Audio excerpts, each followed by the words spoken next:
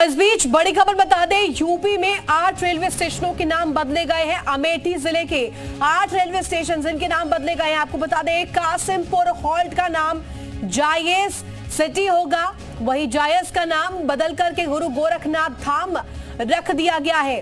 तो देखिए, इसके अलावा बनी स्टेशन का नाम स्वामी परमहंस किया गया है और साथ ही साथ निहालगढ़ का नाम अब महाराजा बिजली पासी किया गया है। तो देखिए, नामों में ये बदलाव किया गया है। अकबरगंज का नाम मां अहोरवा भवानी धाम कर दिया गया है। मिसरौली स्टेशन का नाम अब कालीकान धाम किया गया है। इसके अलावा वारिसगंज का नाम अब अमर शहीद भाले सुल्तान के नाम से जाना जाएगा। फुर्सतगंज स्टेशन जो है उसका नाम बदलकर टपेश्वर नाथ धाम कर दिया गया है। यूपी में 8 रेलवे स्टेशन जिनके नाम बदले गए हैं। ग्राफिक्स के माध्यम से आपको ये नाम जो है अब क्या रखे गए हैं और पहले क्या नाम थे वो आपको बता रहे हैं। किस तरीके से ये 8 स्टेशन बताए जा रहे हैं जिनके नाम यहां पर बदले गए हैं। तो देखिए, अलग अलग ये स्टेशन है। कासिमपुर हॉल्ट इसमें शामिल है जिसका नाम अब जायस सिटी होगा और जायस स्टेशन गुरु गोरखनाथ धाम से जाना जाएगा। इसके अलावा मिसरौली का नया नाम मां कालीकान धाम होगा।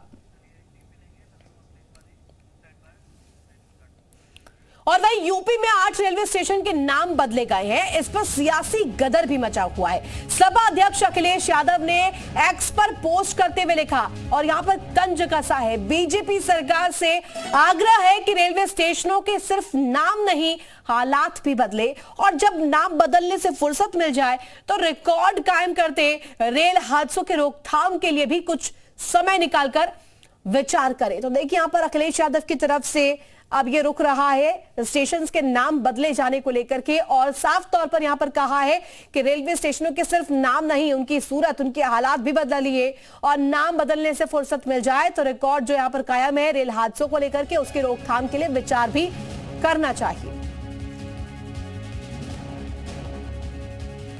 खबर पर जानकारी के लिए संवाददाता राहुल शुक्ला हमारे साथ जुड़ गए हैं। राहुल, देखिए, जिस तरीके से यहाँ पर अब रेलवे स्टेशन के जब नाम बदले गए हैं, नामों में बदलाव किया गया है, इसके पीछे एक ठोस वजह क्या सामने आ रही है? इसके साथ साथ जिस तरीके से सियासत अब हो रही है उसको लेकर के भी प्रतिक्रिया दीजिएगा।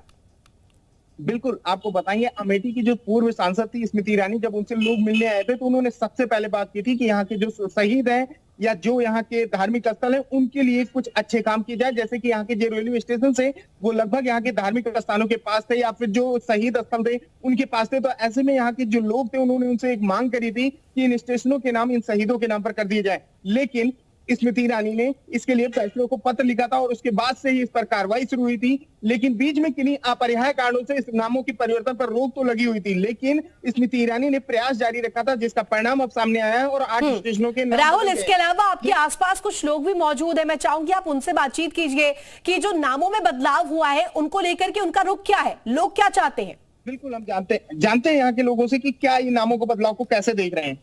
सर, कैसे देख रहे हैं आप लोग जो नामों के स्टेशन में बदलाव हुए? ये एक बहुत ही सराहनीय कदम है सांसद जी का, क्योंकि जैसे हमारे यहाँ के जो वंशज थे या स्वतंत्रता सेनानी थे और कुछ तपोस्थली भी अमेठी को समझ लीजिए एक तरीके से अमेठी की शान को वापस दिया है स्मृति ईरानी ने।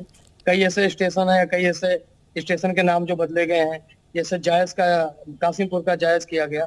तो मलिक मोहम्मद जायसी का नाम पूरी दुनिया में लोग जायस को तपोस्थली मानते हैं, मोहम्मद जायसी के नाम से।